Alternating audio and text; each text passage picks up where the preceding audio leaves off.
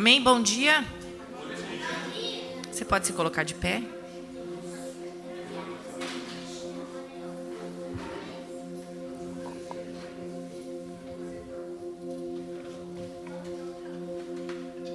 Hoje é um dia muito especial, que nós podemos louvar ao Senhor pela vida de cada pai, de cada um que tem ocupado o seu papel de pai, seja ele biológico ou espiritual ou, enfim, de coração.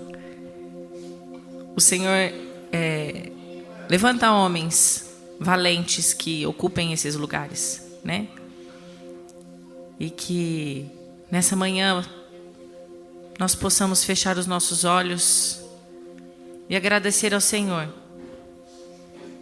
por cada homem valente que tem se levantado nessa geração que muitas vezes é uma geração órfã, sente falta de pais presentes, muitas vezes pais presentes fisicamente, mas ausentes de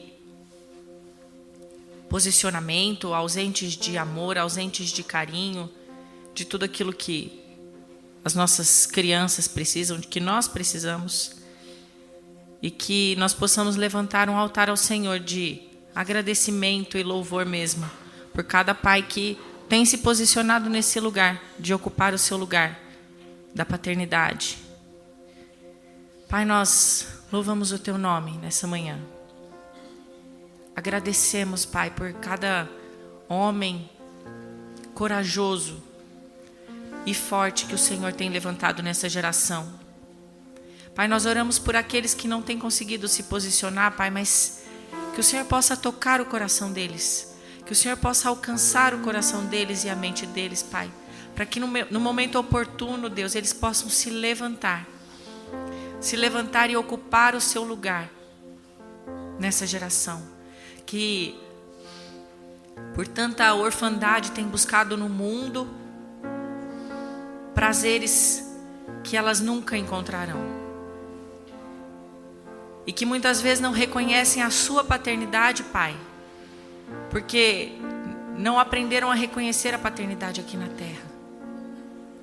Mas que antes de tudo nós possamos ver o Senhor como nosso Pai.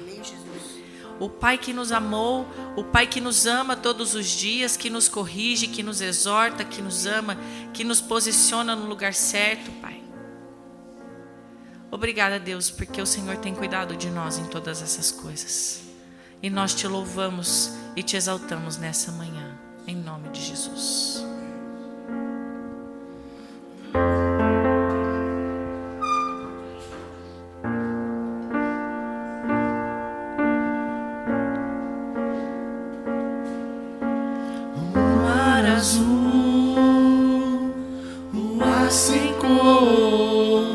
Tudo que o Senhor fez é bom, tudo que o Senhor fez é bom.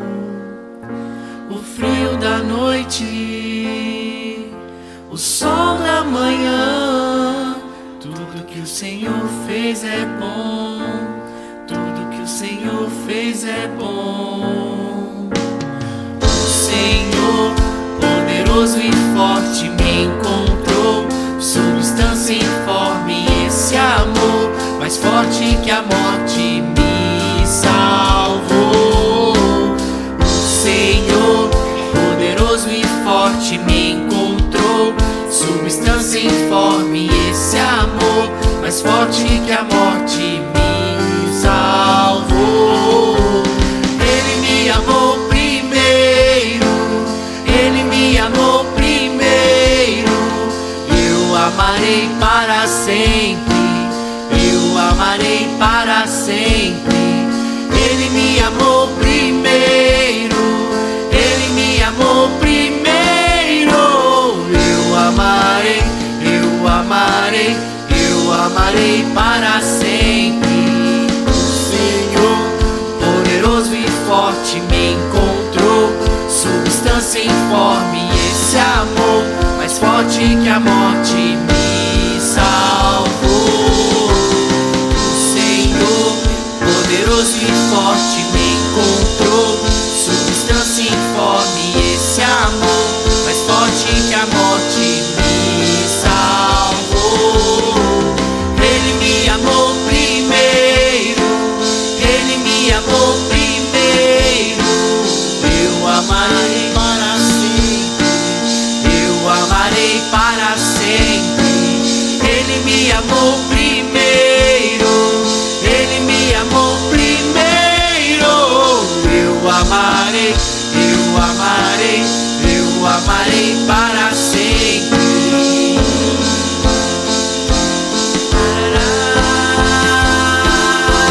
Ele disse haja noite e dia, ele disse haja água e céus, ele disse haja linda natureza.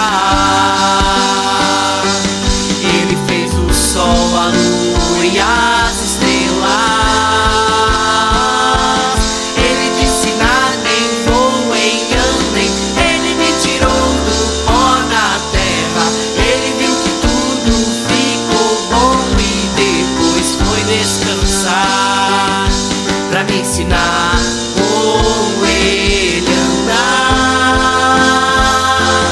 Ele disse haja noite e dia, ele disse haja água e céus, ele disse haja linda natureza. Ele fez o sol, a lua e as estrelas. Ele disse nadem, voem, andem. Ele me tirou do pó da terra. Ele viu que tudo ficou bom e depois foi descansar pra me ensinar como ele andar, pra me ensinar como ele andar, pra me ensinar como ele andar. Ele me amou primeiro, ele me amou primeiro. Eu amarei para sempre, eu amarei para sempre. O mar azul, o ar secou. Tudo que o Senhor fez é bom, tudo que o Senhor fez é bom. Tudo que o Senhor fez é bom. Amém? Você pode aplaudir a Ele.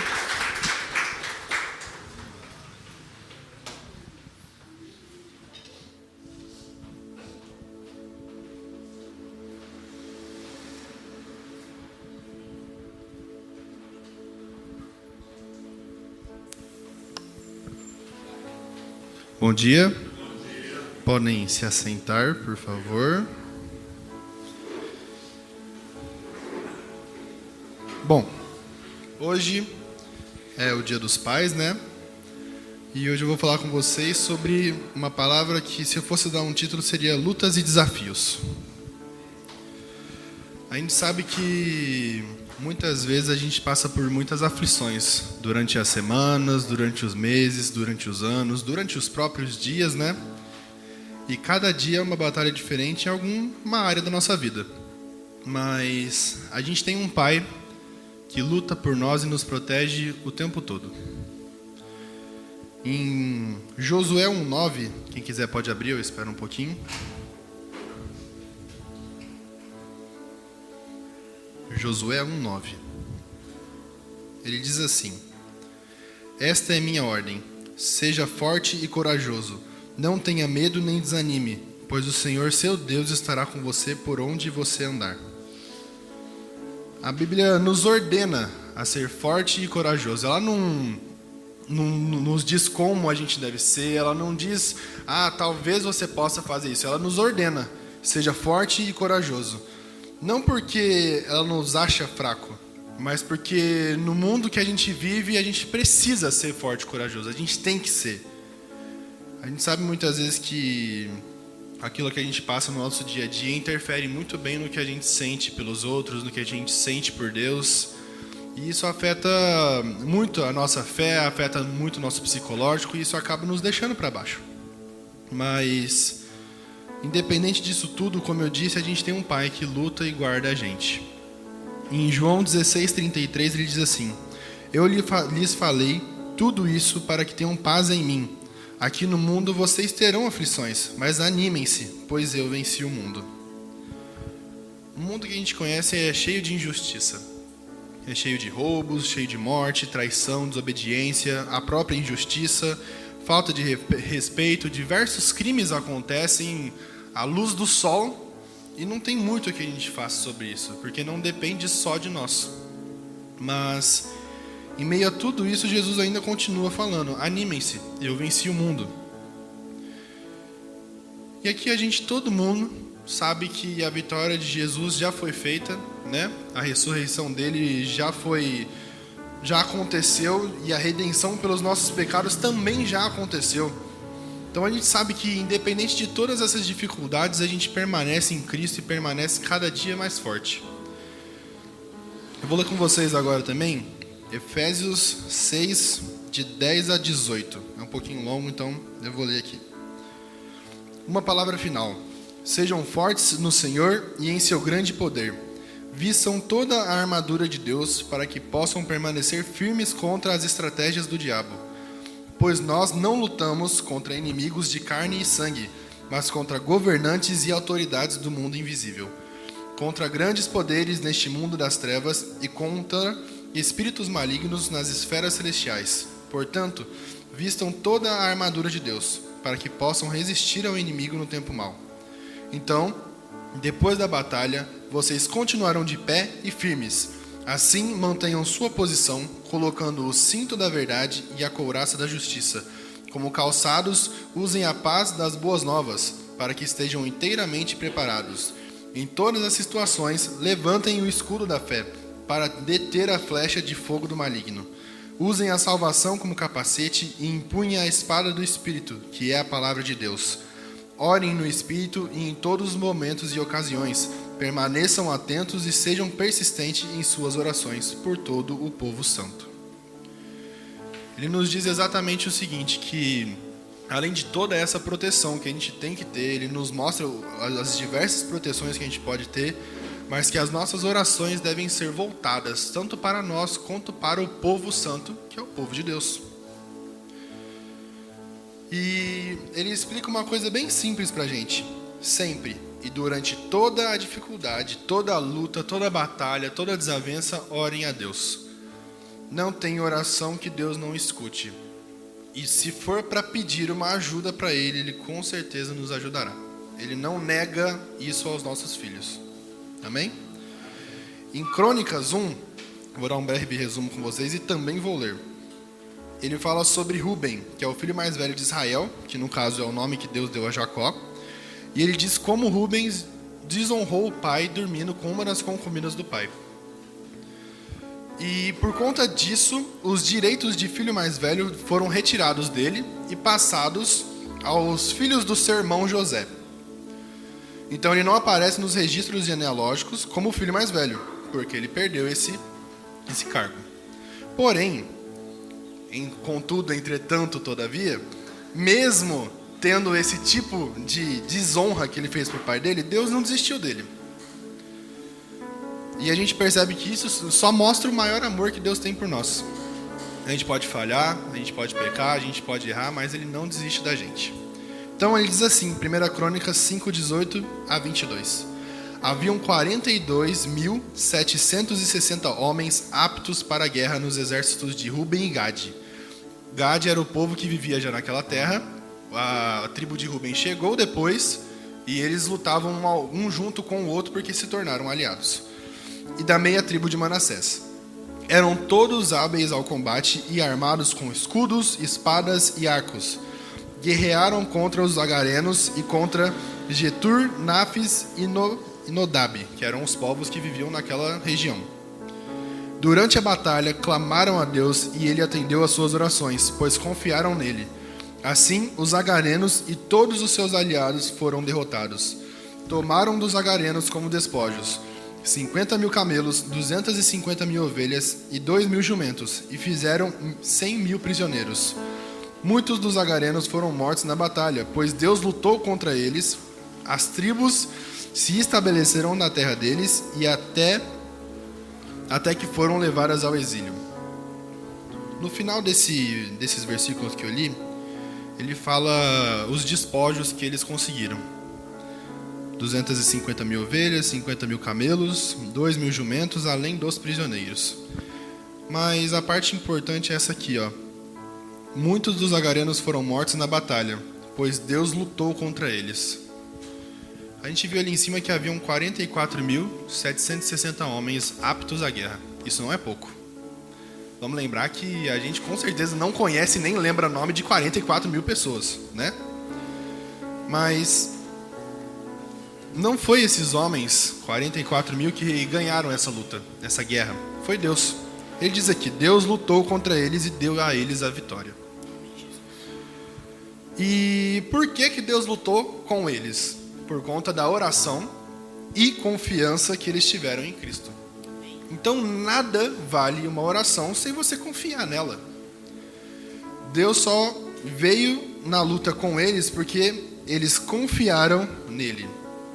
E vale ressaltar também que hoje em dia, como eu li agora ali em cima, a gente não luta mais contra pessoas. A gente luta contra principados e potestades no reino espiritual. E às vezes essas lutas nossas não parecem que dão algum mérito pra gente. Não parece que a gente recebe alguma coisa de vencer essa guerra. Mas eu queria trazer para vocês aqui algumas coisas que a gente ganha, algumas melhorias que a gente tem no nosso espírito quando a gente ganha uma guerra espiritual. A gente ganha amor, sabedoria, paciência, mansidão, domínio próprio, gentileza, obediência, honra, inteligência, discernimento, união, mordomia e entendimento. Eu não sei se vocês sabem, mas existe uma grande diferença entre entendimento, discernimento e sabedoria. O entendimento é tudo aquilo que você entende, seja bom ou seja ruim, de algum tipo de situação que você viveu ou alguma explicação que alguém deu. O discernimento é algo que você usa para discernir se aquilo que a pessoa falou e você entendeu é bom ou ruim. E a sabedoria é o modo que você usa esse discernimento. Então tem gente que usa essa sabedoria para o mal. Ela discerne o entendimento e pega a parte ruim e joga em cima de alguém para fazer essa pessoa ficar ruim. Como tem gente que usa essa sabedoria de forma boa, pega o discernimento sobre o entendimento e transforma em algo bom na vida própria e na dos outros. Vocês entenderam a diferença da sabedoria ruim e a sabedoria boa? Sabedoria ruim você vai usar sempre os outros. Sempre. Você pode errar, mas isso não significa que você usou uma sabedoria para errar com você. Você usa a sabedoria errada para machucar os outros. Mas a sabedoria boa, ela cresce você e os outros ao seu redor. Então, em uma batalha, seja contra pessoas, porque hoje em dia a gente às vezes discute com pessoas, sejam sábios. A inteligência, o discernimento e a sabedoria são nossos melhores amigos na hora da gente travar alguma batalha. Elas nos mostram o caminho que a gente deve seguir, nos mostram em qual direção seguir, quais palavras usarmos. Isso eu digo com amigos, digo com a esposa, digo com a namorada, digo com os irmãos, com pai e mãe, com qualquer pessoa. A gente sabe que qualquer palavra, e a gente sabe as palavras que machucam os outros, machucam e destroem a vida de alguém. E às vezes você fica tipo assim, nossa, não devia ter falado isso. Mas o orgulho não deixa a gente ir lá e pedir perdão. Porque a gente quer sair como vitorioso por aquela pessoa. Mas saibam que quando você usa essa sabedoria do mal, nenhum de vocês sai vitorioso. Todo mundo sai perdendo. Então que hoje a gente possa pedir para Deus, não só a sabedoria boa, mas o entendimento e o discernimento correto mediante aquilo que a gente ouve, faz e entende. Amém? Então vamos orar. Senhor, eu te peço que nos dê, Senhor, sabedoria a tudo aquilo que a gente conhece, a tudo que a gente sabe, a tudo aquilo que a gente vai saber. Te pedimos sabedoria, Senhor. Sabemos que no mundo de hoje em dia as coisas acontecem muito rápido e às vezes a gente toma medidas drásticas e rápidas pelo simples fato da gente não pensar. Mas que a gente tenha esse discernimento, esse pensamento rápido mediante algo que você nos ensinou, para que a gente possa crescer espiritualmente e fazer com que os outros cresçam também. Assim como a gente ouviu que a gente possa orar por nós mesmos e pelos outros e crescer em união. E que cada uma dessas melhorias no espírito que eu disse seja concretizada na vida de cada um aqui. Em nome de Jesus, amém. Amém. Você pode se colocar de pé para o nosso momento de louvor e adoração.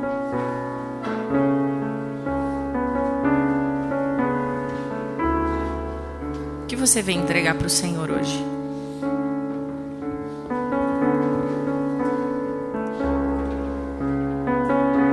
Na verdade, eu creio que o Senhor não quer nada de nós que nós já não estejamos fazendo com o nosso próximo aqui.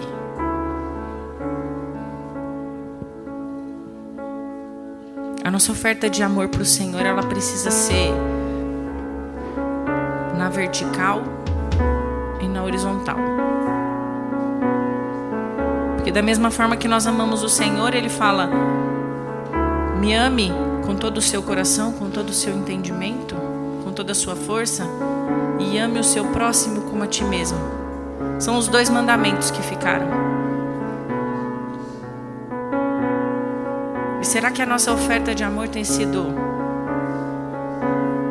só a hora que a gente vem aqui e adora o Senhor e coloca as mãos para cima?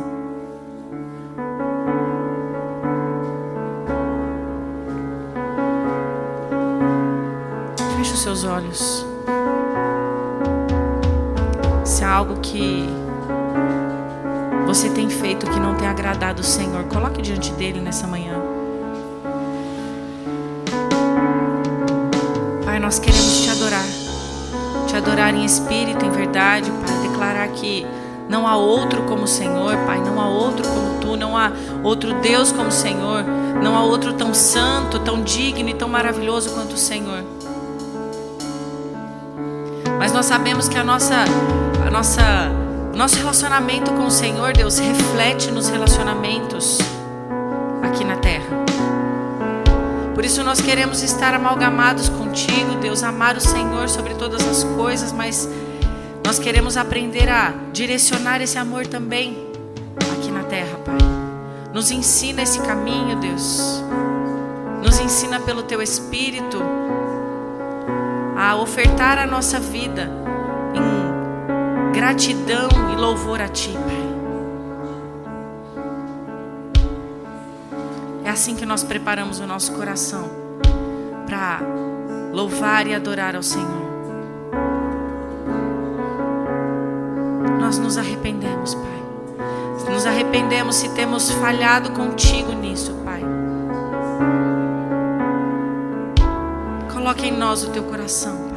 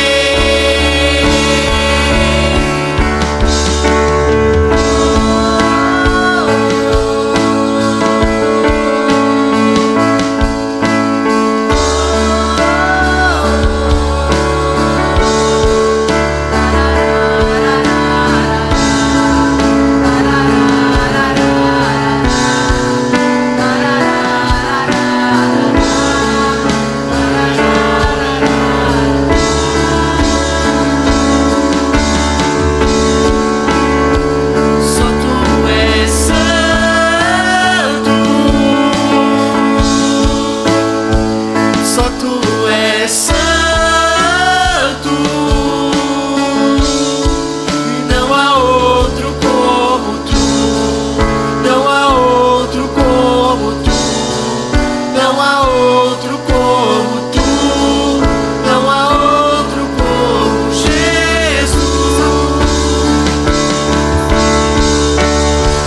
Só tu és santo, só tu és santo, e não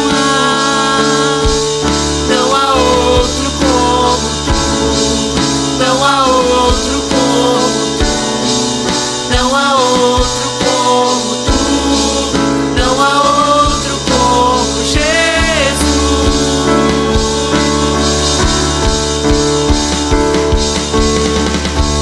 Nós te pedimos nessa manhã, Pai, nos permita permanecer nesse lugar de entrega, de adoração a Ti.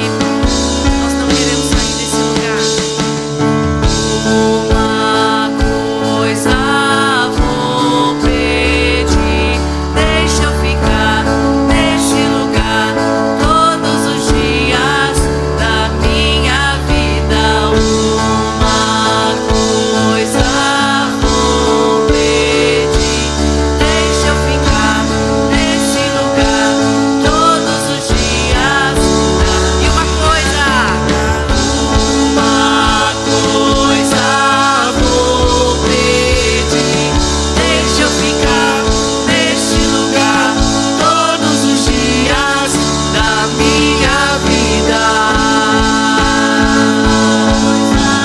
Vou pedir, deixa eu ficar neste lugar todos os dias da só Ele é minha santo,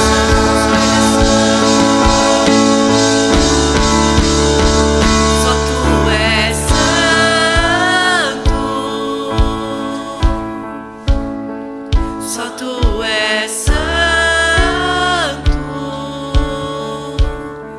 e não há outro como tu, não há outro como tu, não há outro como tu, não há outro como Jesus. Você pode declarar mais uma vez?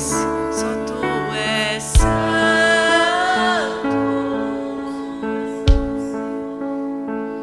só tu és santo, não há outro como tu, não há outro como tu, não há outro como tu, não há outro como Jesus. Não há outro como Tu. Tu és maravilhoso, Pai. Tu és o nosso Deus, o nosso Salvador, Pai. Obrigada, Pai, por ter nos amado. Nós queremos levantar um altar de adoração a Ti nessa manhã. Tu és o nosso Senhor, o nosso Rei, o nosso Salvador. Aquele que governa todas as coisas, está acima de todas as coisas, está acima de principados, potestades, Pai, acima dos nossos problemas, acima de tudo aquilo que tem assolado a nossa vida, Pai.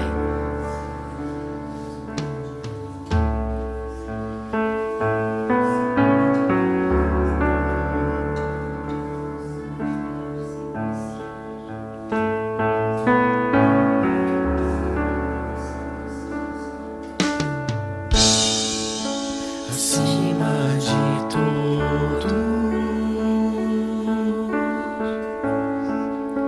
acima de tudo,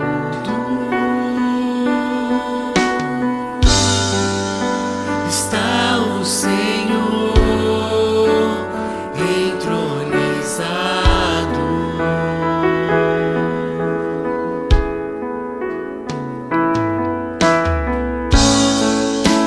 Os anjos e os homens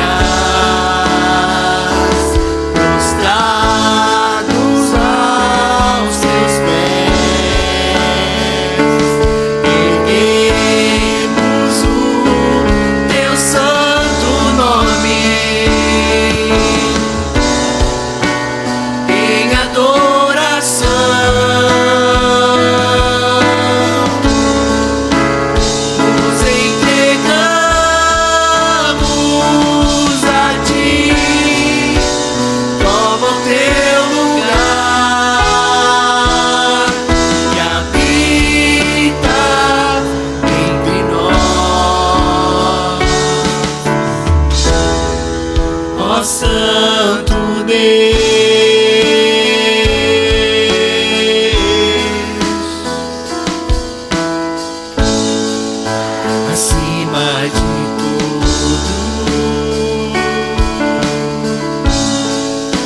acima de tudo, está o Senhor entronizado.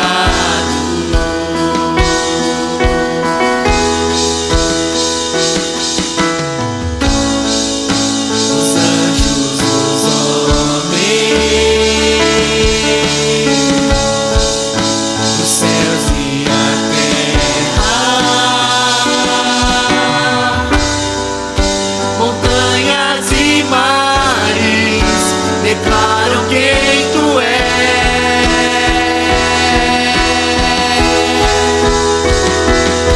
Tu és Senhor e Rei, governa sobre o universo,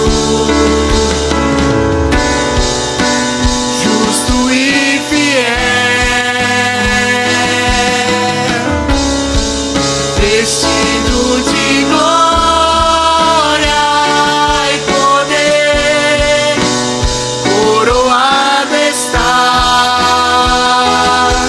pra sempre reinarás, prostrados aos teus pés,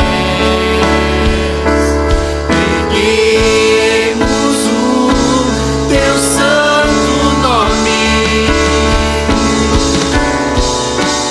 em adoração. Nos entregamos a ti, toma o teu lugar e habita entre nós, ó Santo Deus, ó Santo Deus, ó Santo Deus, ó Santo Deus.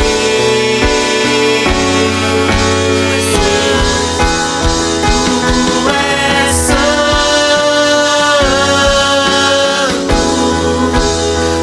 tu és santo,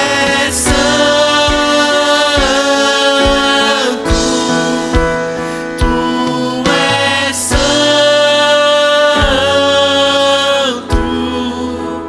tu és santo.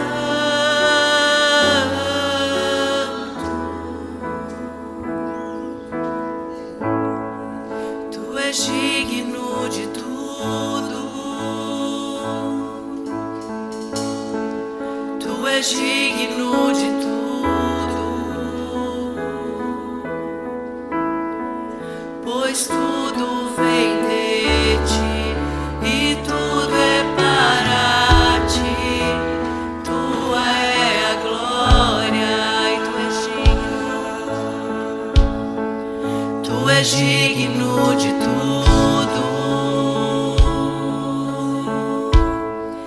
tu és digno de tudo, pois tudo vem de ti e tudo é para ti. Tua é a glória.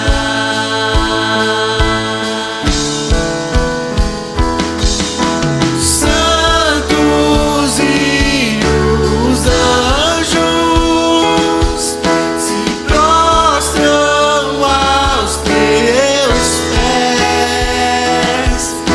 Os anciãos rendem suas coroas ao Cordeiro e a ele cantam. Tu és digno de tudo, tu és digno de tudo, pois tudo vem de ti e tudo é para ti. Tua é a glória.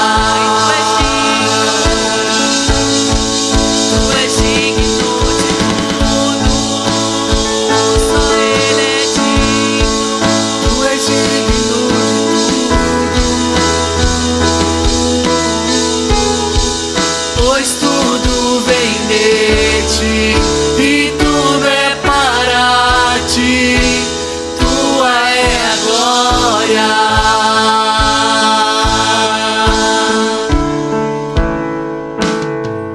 Que a nossa adoração possa subir como incenso agradável a Ti, Pai.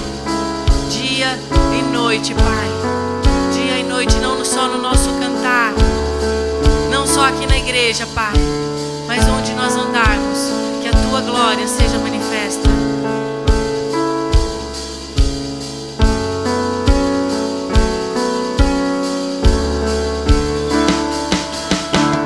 Dia e noite suba a ti nossa adoração.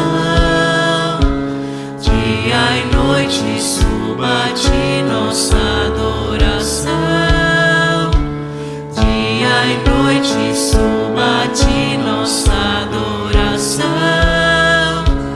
Dia e noite suba a ti nossa adoração. Dia e noite suba a ti nossa adoração. Dia e noite suba a ti nossa adoração. Dia e noite suba a ti nossa adoração. Dia e noite suba a ti. Tu és digno de tudo. Tu és digno de tudo. Pois tudo vem de ti e tudo é para ti. Tua é a Sua igreja, Tu és digno, Tu és digno, Tu és digno.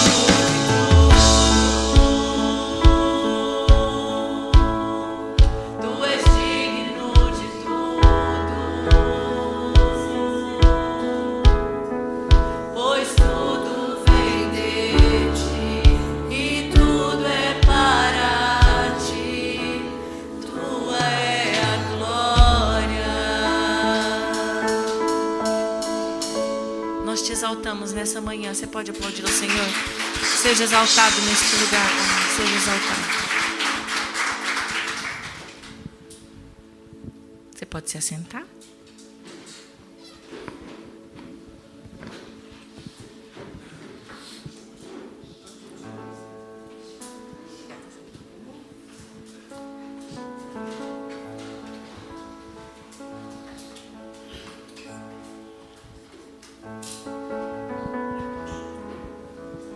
O Senhor é maravilhoso. Amém.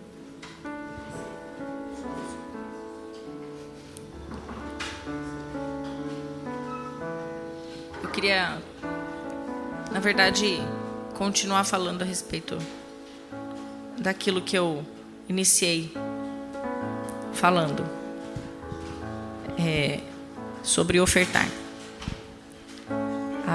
Tem um significado de oferta que é assim: oferta é o ato de oferecer, doar algo, um oferecimento, a ação de oferecer alguma coisa por um preço determinado.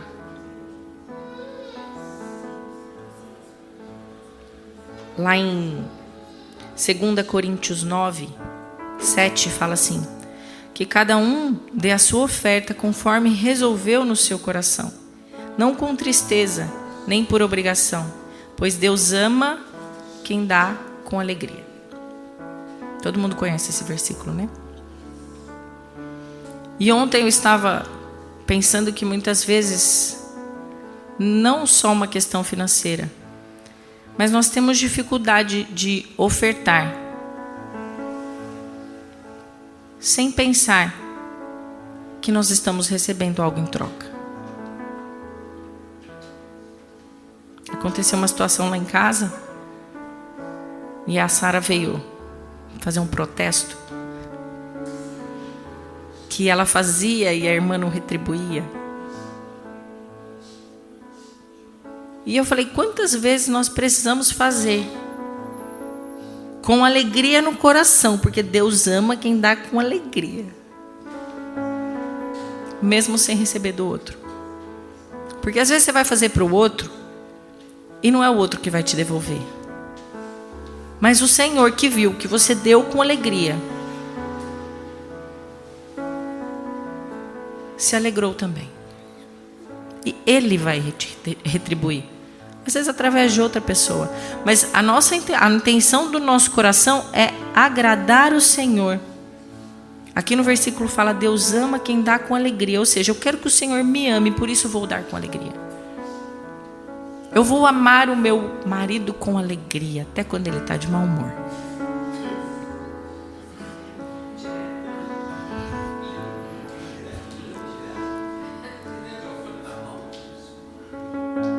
Não é fácil, né, dona Olga? Não é.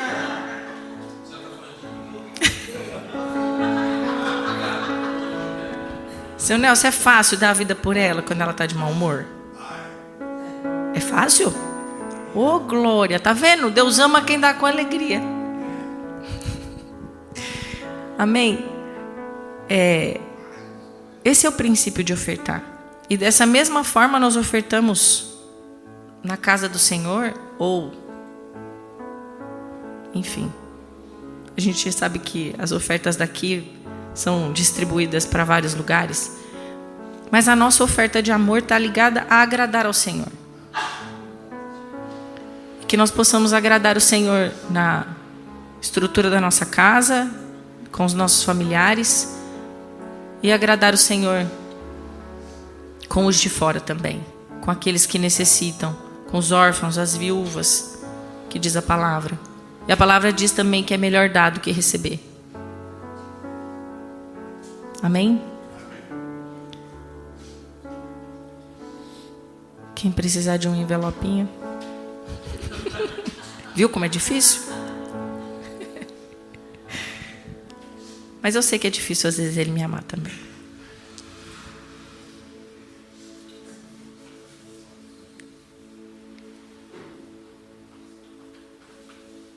Amém? Você pode fechar os seus olhos.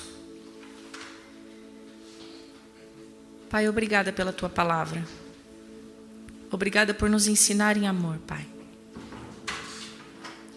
Obrigada porque quando nós precisamos, o Senhor nos carrega no colo. Obrigada porque quando nós precisamos e não temos força, Deus, o Senhor é quem oferta na nossa vida. Pai, mas naqueles dias que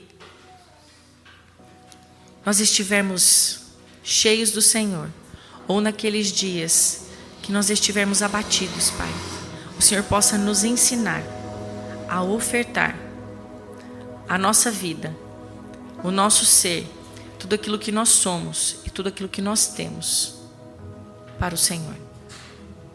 Seja diretamente para o Senhor cantando, orando, separando um tempo para o Senhor, Pai, mas muitas vezes nós precisamos ofertar na vida do nosso irmão. E que nós possamos aprender de Ti a ofertar com alegria e amor, em nome de Jesus. Amém. Amém? Glória a Deus.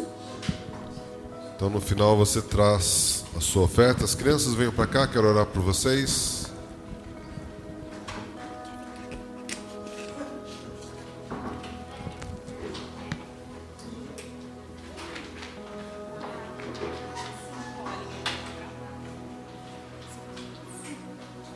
Bem?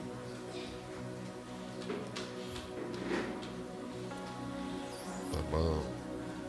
Estenda sua mão para cá.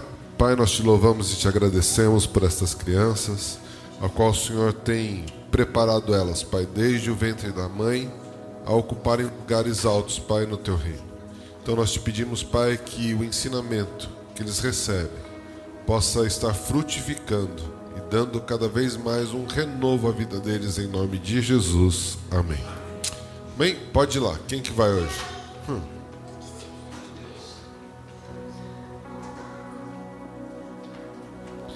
Amém? Glória a Deus. Queridos, eu quero trazer algo a vocês sobre uma palavra que a pastora Berta recebeu, que significa renovo. Renovo, no nosso dicionário, ele diz como dar aspecto novo ou trazer novamente a lembrança. E nós temos vários salmos que falam, né, que a gente precisa trazer à lembrança aquilo que nos traz alegria.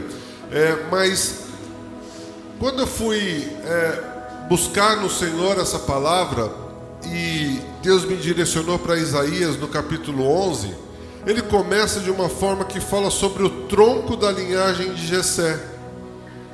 E ali ele fala assim: brotará um renovo. E olha só que coisa muito coligada a tudo isso. Na morfologia botânica, o renovo significa um broto.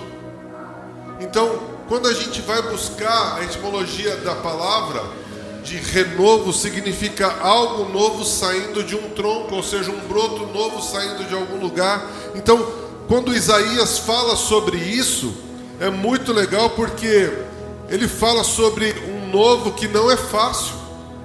Porque um broto, para poder nascer, ele precisa romper a casca da árvore, ou se ela está ali, a casca da semente, ou ela precisa, se ela é enxertada, também aquele brotinho sofre com isso. Então é um rebento, é uma coisa que tem um sofrimento para você poder nascer algo novo. Quando nasce uma criança, também é um renovo, e a mulher sofre com isso. Então eu vejo que a palavra renovo, ela vem seguida de algumas situações em nossas vidas, em algumas situações que estão conosco, que podem nos trazer aflições e dificuldades. Então, o renovo não é algo que a gente simplesmente recebe, pronto, está tudo bem. Não, existe uma luta para podermos sermos renovados. Existe uma constância para sermos renovados. Existe algo que precisa nascer em nós para podermos sermos renovados. E quando Isaías fala sobre isso, ele fala assim, do tronco da linhagem de Jessé brotará um renovo. Sim, um novo ramo, que de suas raízes dará fruto. E o Espírito do Senhor estará sobre ele. O Espírito de sabedoria e discernimento, o Espírito de conselho e poder, o Espírito de conhecimento e temor do Senhor. Ele terá prazer em obedecer ao Senhor. Não julgará pela aparência, nem acusará com bases em rumores. Fará justiça aos pobres e tomará decisões imparciais em favor dos oprimidos. A terra estremecerá com a força da sua palavra, e o sopro de sua boca destruirá os perversos. Vestirá a justiça como um cinto e a verdade como cinta nos quadris. Gente, isso aqui vem muito de encontro com o que nós conversamos na quarta-feira. Mudanças, algo novo nascendo, uma nova forma de pensar. Ele está dizendo assim, olha, vai vir um espírito sobre alguém. Aqui Isaías estava profetizando sobre aquele que viria, Jesus, que é o renovo de tudo isso. Então virá alguma coisa sobre nós, virá algo sobre esta pessoa. E ele começa a profetizar dizendo quais são os espíritos que estariam ali sobre aquela pessoa.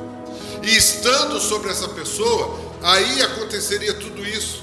E aí ele não vai julgar pela aparência, ele vai acusar trazendo sobre rumores, mas para que isso pudesse acontecer, para que a justiça possa ser feita, para que seja dado verdadeiramente justiça aos oprimidos, favorecer os oprimidos, precisaria que o Espírito do Senhor estivesse sobre essa pessoa.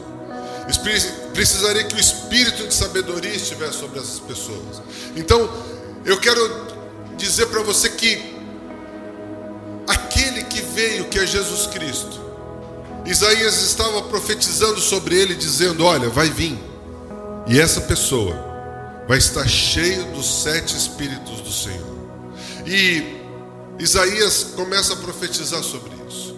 E isso me traz muito um pensamento, porque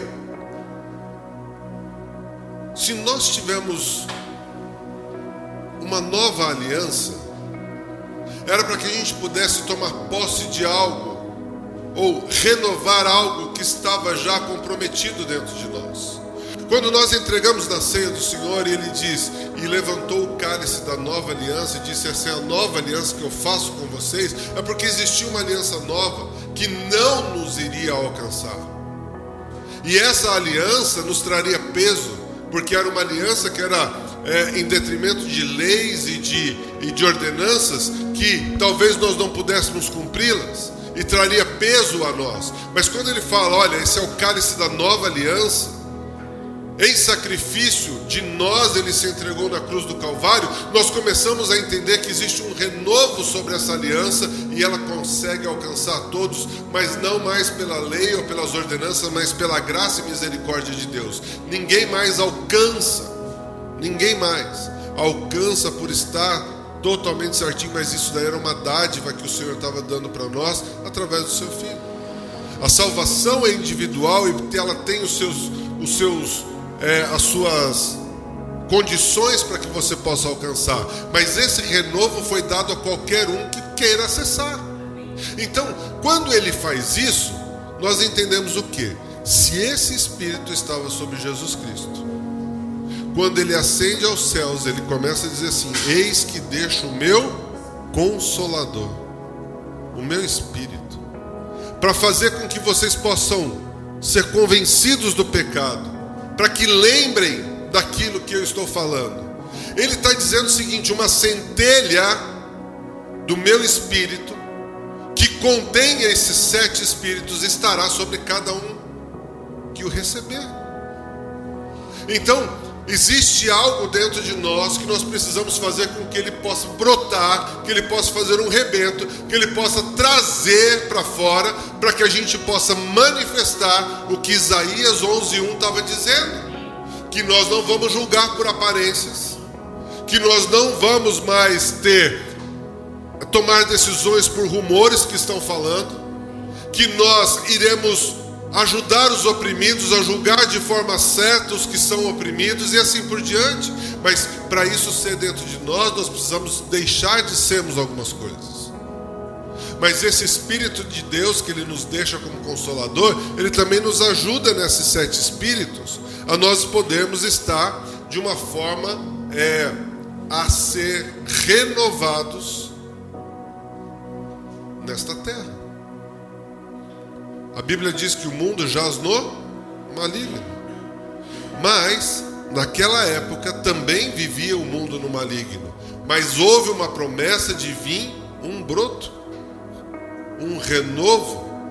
Alguém queria nos trazer algo novo sobre as nossas vidas. E aí, ele começa dizendo. Então, no Isaías 11, versículo 2, ele começa a dizer, o Espírito do Senhor. O Espírito do Senhor, ele vem para combater alguma coisa. Lembra que nós falamos que o dominador desta terra, o maligno desta terra, ele quer fazer o que conosco? Nos cegar, para que a gente não possa enxergar a luz, que é Jesus Cristo. Então, esse Espírito do Senhor vem combater esse espírito que está dentro do mundo, que nos impede de enxergar a Cristo Jesus. Tiago, no capítulo 4, versículo 4, diz assim: infiéis, não compreendeis que a amizade do mundo é inimiga de Deus? Aquele, pois, que quiser ser amigo do mundo, constitui-se inimigo de Deus. Nós precisamos decidir de que lado nós estamos. Se você quer com que as concupiscências da terra, da carne, possam estar brotando dentro de você, é um renovo também. Eu quero que você entenda que, do mesmo jeito que nasce o broto, que foi Jesus Cristo, também que nos traz esses espíritos, nasce também as concupiscências da carne. A semelhança do renovo é igual. Eles nascem da mesma forma, arrebentando e trazendo para fora, de dentro para fora, aquilo que vai ou nos fazer bem ou nos fazer mal. Então nós precisamos decidir se eu quero as sementes que estão no mundo ou as sementes que estão no Espírito do Senhor. Então quando Tiago fala, olha, você não pode ser amigo do mundo e amigo de Deus. Você não pode andar na carne e andar no Espírito ao mesmo tempo. Ou você é carne, ou você é Espírito, ou você nasce do Espírito, ou você nasce da carne. E aquele que nasce do Espírito é espiritual, e aquele que nasce da carne é carnal. Agora, quem permanece na carne continua carnal. E Nicodemos tinha uma revelação sobre isso, né? Como é que eu posso, já de idoso, já velho, voltar ao ventre da minha mãe e nascer de novo, ou seja, ter um rebento novo? Como é que eu posso estourar a bolsa da minha mãe de novo? Eu falei assim, não. É preciso nascer de novo, mas não dessa forma física com que você está entendendo. O nascer de novo é justamente isso, você entender que você precisa ser batizado, que você precisa aceitar o Senhor Jesus, para que você possa ter um renovo em sua vida. Então, a primeira coisa para a gente alcançar um renovo no Senhor é abandonando os prazeres que o mundo nos traz, deixando de seguir o que o mundo diz, ou seja, decisões através de rumores. Isso eu sempre falei aqui, não importa qual é o governo que esteja na liderança do nosso país ou do mundo, o nosso governador continua sendo o Senhor.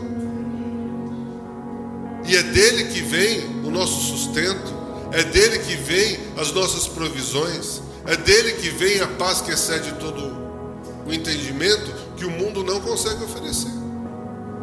Então, se você quer esse espírito, se você quer um renovo em sua vida, você precisa ter esses espíritos.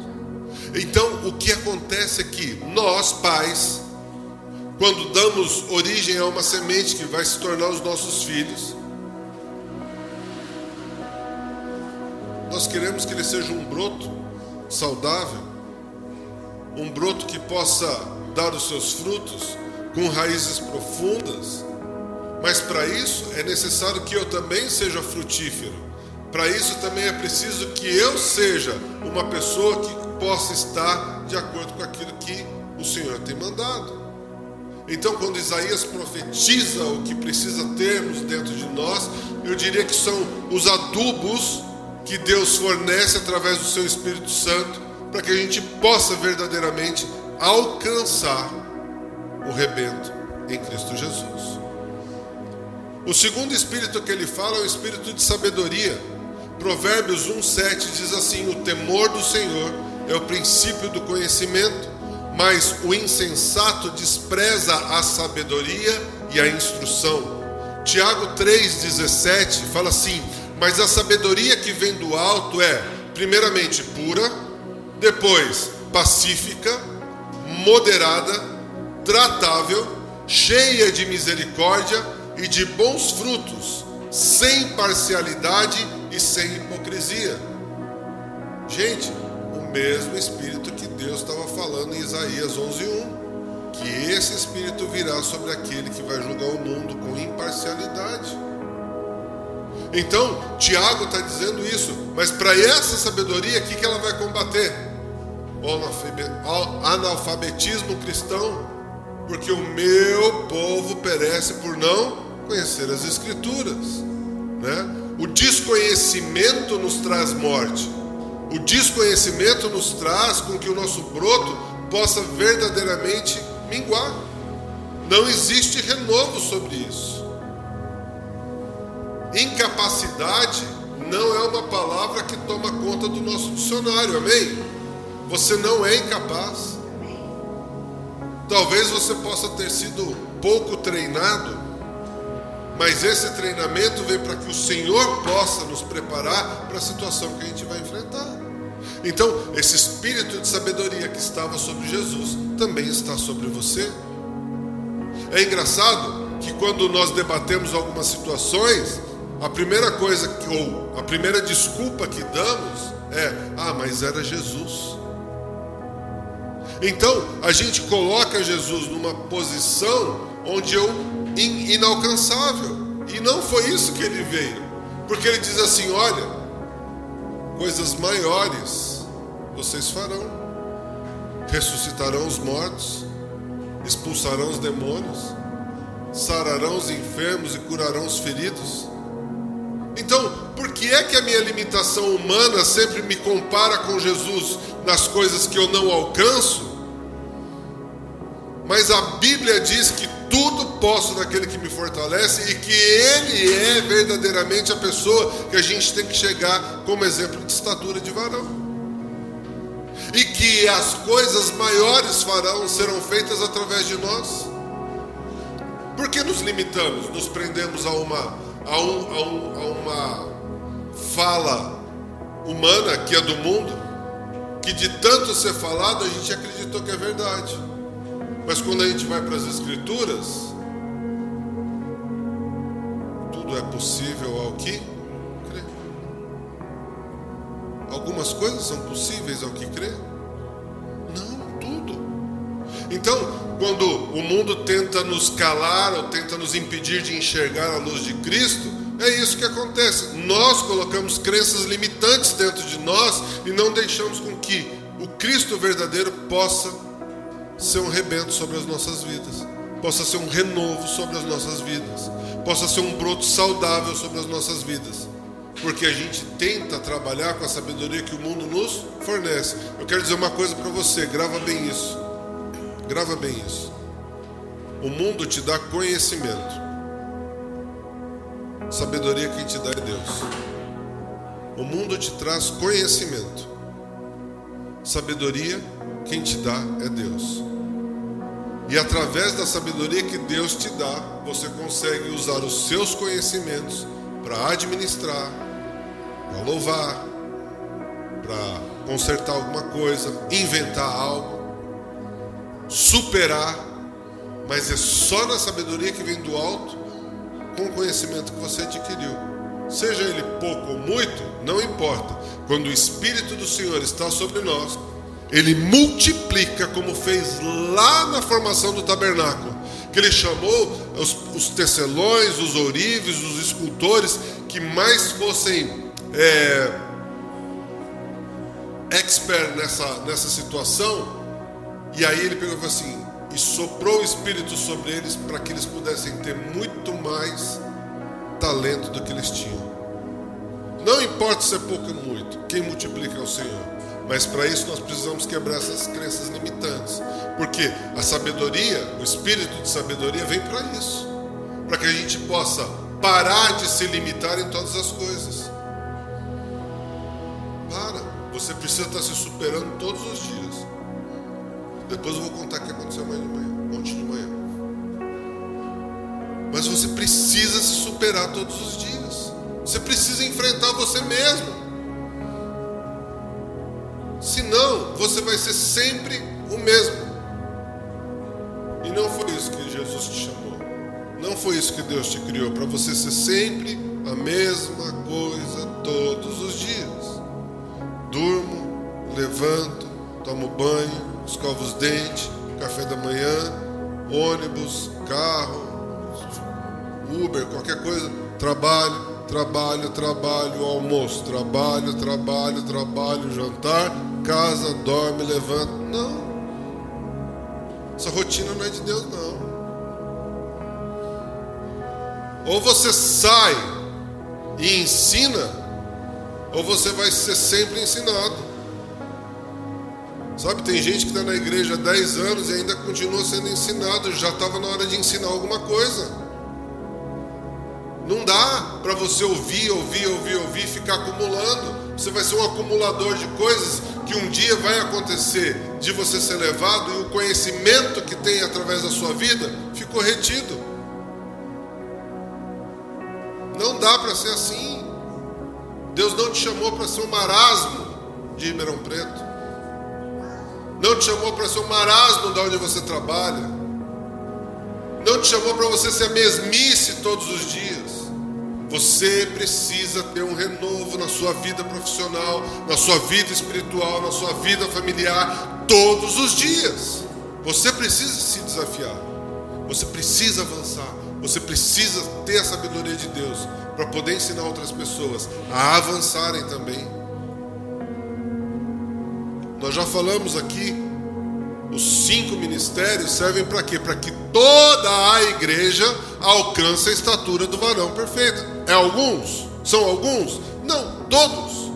Então, se nós não colocarmos todos no nível da estatura do varão perfeito, ele não volta. Não vai voltar. Ninguém pode ficar para trás. Não importa se a igreja é grande, pequena, minúscula ou gigantesca, ninguém pode ficar para trás. Nós temos que avançar, todos juntos. O espírito de entendimento.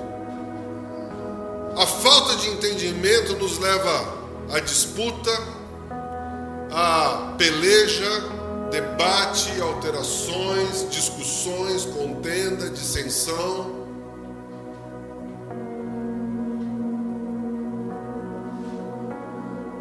E nós precisamos parar com isso. Porque quando nós entendermos algumas coisas em nossas vidas, nós paramos com toda essa confusão. Olha só o que a Bíblia fala lá em Provérbios 6,16. Ele fala assim, ó: 6 coisas aborrecem ao Senhor, o Senhor se aborrece, e a 7ª a sua alma abomina. 6 coisas deixam ele aborrecido, mas tem uma coisa que abomina, Deus abomina. E aí ele começa assim: olhos altivos, 1. Língua mentirosa, 2. Mãos que derramam sangue inocente, coração que trama projetos iníquos, pés que se apressam a correr para o mal, testemunha falsa que profere mentiras. 6. E qual é a 7ª que ele abomina? O que semeia desentendimento, contenda entre os irmãos. Olha só. Então, quando Deus está falando sobre o espírito de entendimento, Ele fala assim: olha, eu não quero que você traga confusão, dissensão, discussão entre os seus irmãos. Eu quero que você traga entendimento a eles. Sabe, o dia que a gente entender de que cada denominação tem suas peculiaridades, mas o que nos une não são essas peculiaridades, muito pelo contrário, acaba nos separando, mas aquilo que nos une, que é Cristo Jesus, nós deixamos as peculiaridades de lado e avançamos para o alvo, que é Cristo. Mas cada um quer formar o seu reino, o seu mundo, enxergar para o seu umbigo e achar que só aquilo que ele faz é que está certo. E não é. A Bíblia diz que existe uma multiforme sabedoria de Deus. Ou seja, Ele entende todo mundo de todas as formas. Então Ele vai entender aquele que não vê televisão, Ele vai entender aquele que usa calça rasgada, Ele vai entender aquele que põe um brinco, Ele vai entender. Agora, Ele entender não significa que você tenha salvação. Isso eu quero que você tenha bem na tua cabeça. A salvação só vem através de Cristo Jesus. Ele é o caminho, a verdade e a vida. Ninguém vem ao Pai se não for por Ele. Então nós temos que buscar incessantemente para que isso aconteça em nossas vidas. Espírito de conselho. Salmo 1, versículo 1, ele diz assim, ó: bem-aventurado. Você sabe o que é bem-aventurado? O cara que é mais feliz do mundo. Olha só o que ele fala: bem-aventurado o homem que não anda segundo o conselho dos ímpios, nem se detém no caminho dos pecadores, nem se assenta à roda de escarnecedores. Antes, teu prazer está na lei do Senhor, e na sua lei ele medita de dia e de noite. Isso nos ajuda a combater a imprudência, a insensatez e ainda os conselhos humanos. Sabe?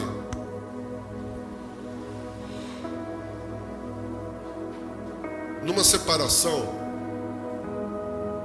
você tem 3 lugares a buscar. A sua melhor amiga, aquela que vai nos barzinhos com você, aquela que estudou com você, aquela que está no mundo. Você tem o conselho da sua melhor amiga, que anda na igreja com você, que lê a Bíblia com você, que frequenta o mesmo grupo familiar que você, mesma célula, mesmo núcleo, aí você dá o nome que você quiser, e você pode buscar a Deus. E aí quando você busca a Deus, ele fala assim, olha, bem-aventurado aquele que não anda no conselho do ímpio.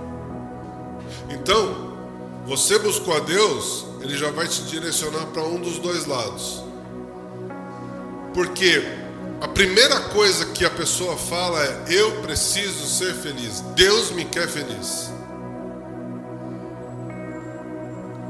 Esse é um pensamento egocêntrico, é um pensamento, diria até que egoísta, para justificar o que você não conseguiu vencer. Lutas nós vamos ter. Ninguém falou que ia ser fácil. Dissensões nós vamos ter. Ninguém falou que não é fácil. Mas quando a gente anda no conselho do Senhor e a gente entende que quando a gente fez os votos lá atrás, na riqueza ou na falta dela, na saúde ou na falta dela, aquilo envolve uma série de coisas que se constitui casamento. E é óbvio que nós não vamos permitir um casamento abusivo. A Bíblia não permite isso. Porque a partir do momento que você abusa do seu marido ou da sua esposa, você já está repudiando ela, e a Bíblia nos dá esse respaldo. Mas não era para ser assim. A lei mosaica, ela existiu para poder acertar algumas coisas, mas não era para ser assim. O amor precisa prevalecer, o entendimento precisa prevalecer, as mudanças precisam acontecer, os brotos dentro de um casamento precisam nascer. É preciso abrir mão de algumas coisas para você poder se dar bem com outros. É preciso que vocês entrem em acordo para que as coisas possam acontecer. Agora, a partir do momento que você não quer abrir mão das suas coisas, você não quer fazer acordo, você não quer um casamento, você precisa abrir mão de algumas coisas. E eu não sou nem machista e nem feminista para dizer para a mulher, eu tenho que sempre abrir mão das coisas, e o marido, não, porque eu dou duro o tempo inteiro, ela tem... Não é isso. É entendimento, é acordo. Acordo não tem o masculino ou feminino. Acordo, vocês precisam entender que juntos vocês precisam resolver um problema. Quando você trabalha, quando você está numa empresa, você não tem um problema, você não senta, você não quebra a cabeça para tentar solucionar aquele problema. Por que no casamento vai ser diferente? Porque a gente terceiriza a culpa nos outros. Mas ninguém sabe como é que ela é, ou ninguém sabe o que ele faz. Nós precisamos abrir mãos. Nós precisamos reconhecer nossos erros e colocá-los todos no entendimento do Senhor e buscar conselho dele, para que as coisas possam andar. Então esse espírito de conselho, ele não vem só para a nossa vida profissional, para a nossa vida espiritual, ele vem para tudo, para todas as áreas da nossa vida. E nós precisamos disso. E aí ele, sabendo que isso vai dar chabu, vai dar problema, pode dar confusão, ele pega e fala assim, olha, o Lucas até leu esse versículo, você precisa de um espírito de fortaleza sobre a sua vida, sobre o seu relacionamento, sobre o seu casamento, sobre o seu emprego, sobre a sua vida espiritual. Então, não te mandei eu, esforça-te e tem bom ânimo. Não te atemorizes, nem te espantes, porque o Senhor teu Deus está contigo por onde quer que andares. Esse versículo é para qualquer um.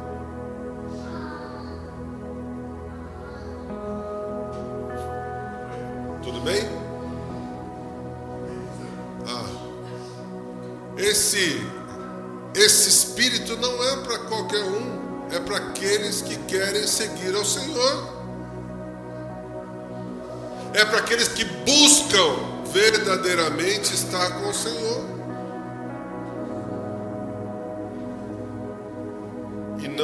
fácil buscar o Senhor. Não é fácil.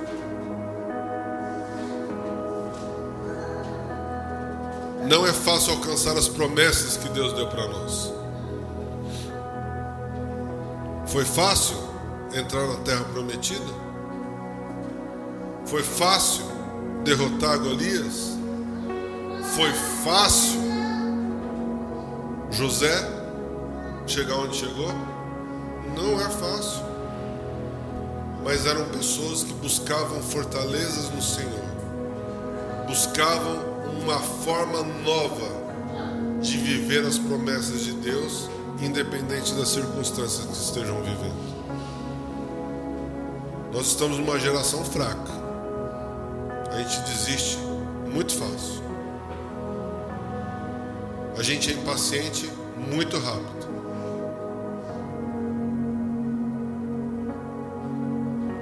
E não buscamos soluções para essas coisas. Ontem à noite a gente estava numa pescaria, festa do milho, e tinha um dos anzóis que estava lá pescando os peixinhos, que ele não estava curvado, ele estava mais retinho. Então a hora que você encaixava ele na alcinha do peixe, a hora que você puxava ele escapava. Um monte de criança se irritando, um monte de criança jogando aquela vara no chão. Ninguém com conhecimento, com sabedoria, com coragem de pegar aquele ferrinho e dar uma dobradinha nele. A gente identifica o problema, a gente olha para o problema, se diverte com o problema na vida dos outros e não conserta. A gente olha para os outros e ri da situação que o outro está vivendo e não ajuda ele a sair daquela situação, sabendo como sair. Egoísmo, egocentrismo.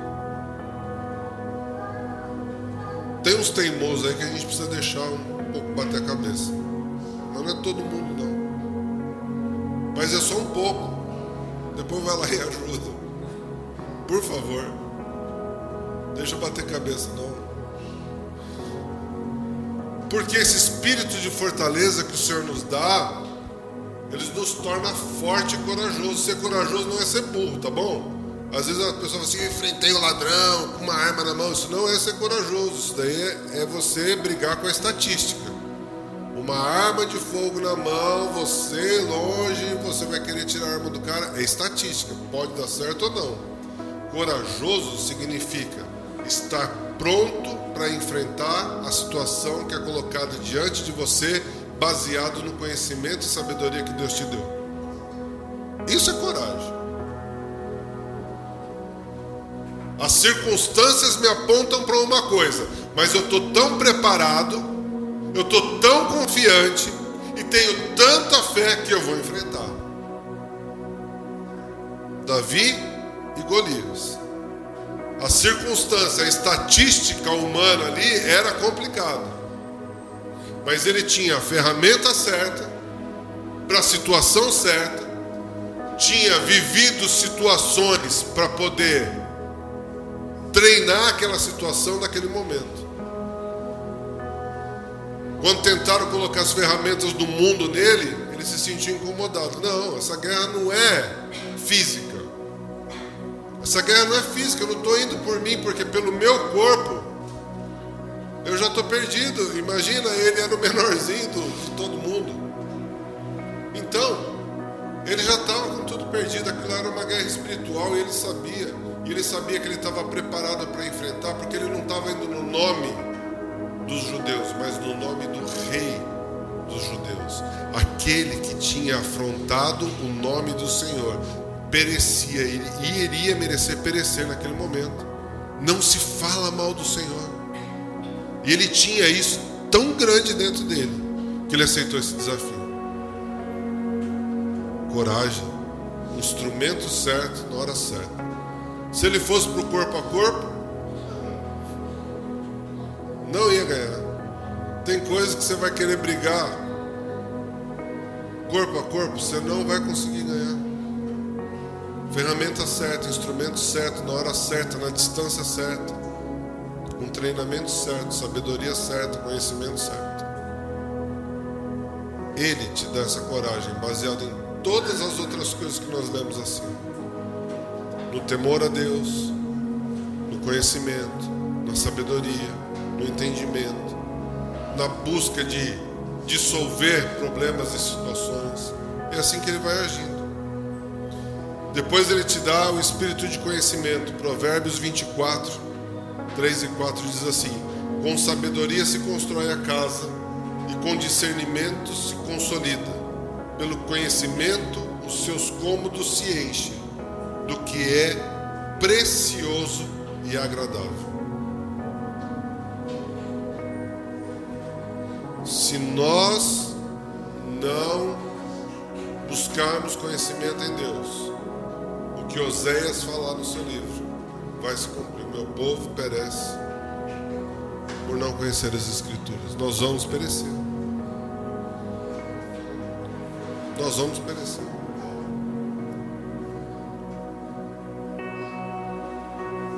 E o sétimo, que é o temor a Deus. E isso vai expulsar de todos nós a ausência de desrespeito ao Senhor. Nós somos muito irreverentes ao encontro com o Senhor.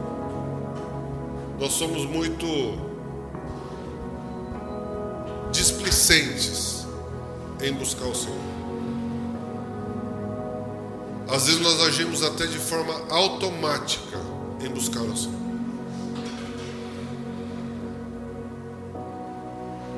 Às vezes nós oramos antes das refeições e às vezes não. Qual das duas é pecado? Tem vezes que você ora tão automático que você nem sabe o que você está falando. Mas tem vezes que você é tão grato por aquilo que está dentro da tua casa, em cima da tua mesa, que verdadeiramente é uma oração efetiva. Nós precisamos sair desse automático. E temor a Deus é respeito, é saber que Ele está no controle de todas as coisas, é saber de que todas as coisas são movidas por Ele. Então esse temor a Deus, que não é medo, não é traduzido hoje como medo, como isso, que é um Deus punidor, se você não fizer direito você vai ser punido. Não é.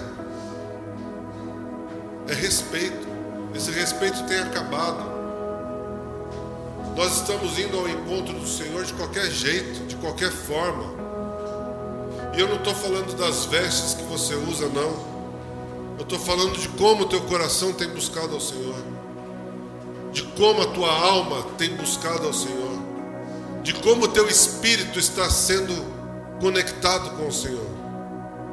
Nós temos um desleixo espiritual muito grande crescendo, e isso é normal, gente, porque a Bíblia diz que quando estiver próxima da vinda do Senhor, as pessoas se esfriarão. Mas eu não quero que ninguém aqui fique frio. Eu não quero que ninguém perca esse respeito pelas coisas do Senhor. E quando eu falo, é que a gente precisa cuidar daquilo que Deus tem nos dado. É óbvio que cuidar daqui desse templo, dos lugares, dessas quatro paredes, também é uma forma de você respeitar as coisas do Senhor. Mas o que eu quero dizer é, como é que você tem se cuidado? Como é que você tem buscado ao Senhor? Como é que você tem respeitado o Senhor em todas as coisas que você tem feito? Sabe, nós servimos a um Deus que para Ele nada é impossível. Nada é impossível. Ele ressuscita mortos, Ele sara os enfermos, cura os feridos. E a gente tem prova disso. Ele dá livramento. A gente tem prova disso aqui dentro da igreja o tempo inteiro. Se você quiser testemunhos de ação de Deus em nossas vidas, está cheio. Pessoas que perderam esperança nos seus casamentos, pessoas que perderam esperança nos seus relacionamentos, pessoas que perderam esperança em viver, pessoas que perderam a vontade de estar prosperando. Sabe que você perde vontade de prosperar, né? Você faz, aí entra um desânimo tão grande que você não sabe nós não podemos, porque Deus está no controle de todas as coisas. Sabe, nós temos aqui no nosso meio homens e mulheres valorosos, que talvez alguns enfrentamentos que elas tiveram, ou eles tiveram, outros não suportariam. Mas eu creio que só superamos porque o Senhor é o Rei das nossas vidas. Porque só o Senhor é o poderoso que pode agir em nossas vidas. Nós não negociamos adoração ao Senhor. Nós não negociamos nada com o Senhor. Nós apenas entregamos a Ele e Ele faz o melhor dele.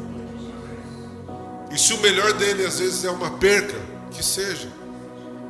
Mas se Ele acha que nós precisamos de outra situação ou de outra resolução no problema, Ele também vai dar e continua sendo Deus. A Raquel voltando ou não voltando da mesa cirúrgica, Deus continuava sendo Deus. Sempre.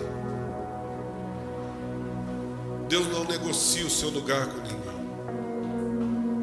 Então todo culto, toda dedicação, tudo que você fizer, faça para Ele. Porque eu creio, e olha só, eu creio que esse Espírito que fala em Isaías, eu quero ler de novo com você para encerrar. Eu falo aqui, ó, do tronco da linhagem de Jessé. Eu quero fazer uma mudança. Do tronco da linhagem da sua casa brotará um renovo, um ramo que suas raízes dará fruto. É você. É você que vai dar fruto, que é um renovo vindo do Senhor. É você que vai julgar o que está injusto. E você será irrepreensível em tudo. Você vai julgar no temor do Senhor. E não é pela aparência. E a justiça vai ser feita àqueles que são necessitados. Através da sua vida. Através da sua vida, Deus quer fazer um renovo nesta cidade. Deus quer fazer um renovo dentro de você. Deus quer mudar a história que o mundo diz que você pode ter.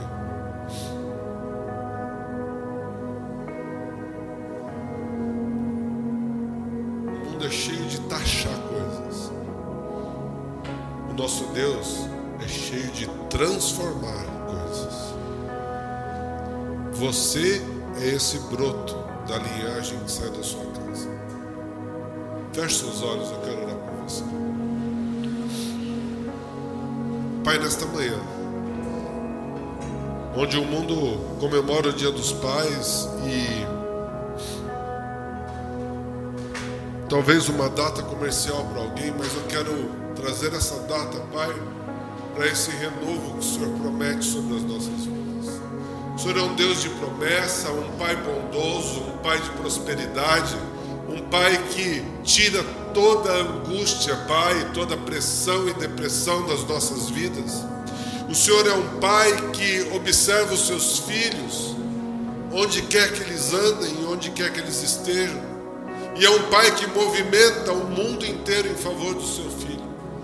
Então, nesta manhã, Pai, eu quero te pedir que cada um de nós que temos o Espírito do Senhor sobre nós, que temos o Espírito Santo, uma centelha da tua força viva sobre nós, possa brotar e dar o seu fruto profundamente saudável e renovado dentro de nós. Que a tua mão possa se estender aos nossos familiares, que eles possam entender quem eles são em Cristo Jesus, que através das nossas vidas o Senhor possa também ser resplandecido a outras pessoas. Nós queremos nos entregar nesta manhã nas tuas mãos, pedindo, Pai, vem fazer um renovo sobre nós, vem trazer conhecimento, sabedoria, temor a Deus, entendimento. Que o teu Espírito esteja sobre cada um de nós, em nome de Jesus. Amém, amém e amém. Você crê nisso? De verdade? Olha para a pessoa que está do seu lado e fala assim: você é o rebento da sua casa. Um broto novo sairá de você nesta manhã, em nome de Jesus. Amém? Alô? Amém. Vem aqui. Ó, o Omar já colocou até a gravatinha que ele ganhou. Felipe, Roberto. Vem cá, Du. Senhor Nelson.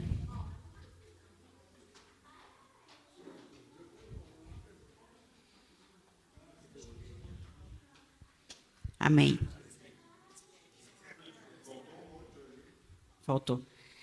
A gente tem visto na palavra do Senhor que a voz de Deus sobre a criação, a voz de Deus sobre os homens, a voz de Deus sobre os seus filhos, é o que faz com que a identidade dele seja formada. Então, quando Jesus ali é batizado, ele sai das águas, a voz de Deus se é ouvida e o som que sai é: este é o meu filho amado. E pela voz de Deus a gente vê tantas outras declarações a respeito dos filhos. Então a gente entende que a voz do Pai forma a identidade dos filhos. E nós cremos que vocês são a voz dos pais dessa geração. E aquilo que vocês falarem para os seus filhos, eles serão. Aquilo que vocês declararem, eles serão. Então nós queremos orar por vocês nesta manhã, para que o Espírito do Senhor esteja sobre vocês. Assim como nós entendemos o que o Espírito do Senhor é ali através de Isaías 11, que por esse Espírito vocês declarem palavras que são alinhadas com aquilo que Deus tem falado a respeito dos seus filhos. E se alguma vez vocês declararam palavras que não estão debaixo da bênção do Senhor, que o coração de vocês se encontre em arrependimento, vocês possam pedir perdão aos seus filhos, porque mais forte do que um homem musculoso é um homem que consegue permitir que o coração seja quebrantado e ele se arrependa e possa pedir perdão aos seus filhos e corrigir o caminho que foi construído errado. Então eu quero orar. Pai, em nome de Jesus, nós abençoamos a vida dos teus filhos, Deus. Eles que representam uma figura paterna no nosso meio, Deus, para as nossas crianças, Deus, para os seus filhos, Deus, para os lares desta igreja e desta cidade, Deus. Eles que representam uma voz, Deus, que tem poder, ó Pai. Uma voz que define, Pai. Uma voz que instrui e uma voz que intitula.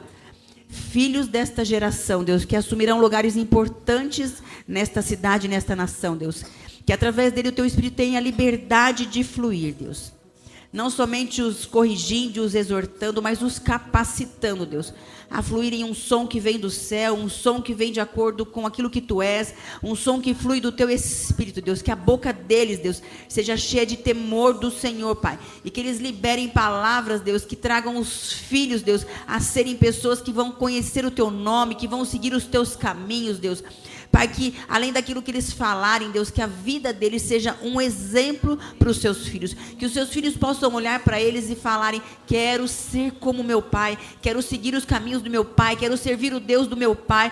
Eu quero amar a minha mãe como meu pai ama, amar a minha esposa como meu pai ama a minha mãe. Eu quero amar a minha cidade como meu pai ama. Eu quero amar a Deus como meu pai ama. Eu quero amar o que o meu pai ama, porque o meu pai serve a um Deus de verdade. Pai, que em todo o tempo, Deus, o Senhor acrescente o que falta a estes homens, Deus. O Senhor supra as necessidades deles, sejam físicas, emocionais, espirituais, financeiras, Deus. Que eles possam ter os alicerces deles firmados em quem Cristo é, Pai. Que se o inimigo tem se levantado contra eles, Deus, por 7 caminhos ele possa fugir diante da presença do Senhor na vida destes homens, Deus. Nós os abençoamos no poder do nome de Jesus. Amém. Amém? Aplauda o Senhor nesta manhã. Abraça alguém que está aí do seu lado. Que você tenha um domingo cheio da paz do Senhor em nome de Jesus. Amém.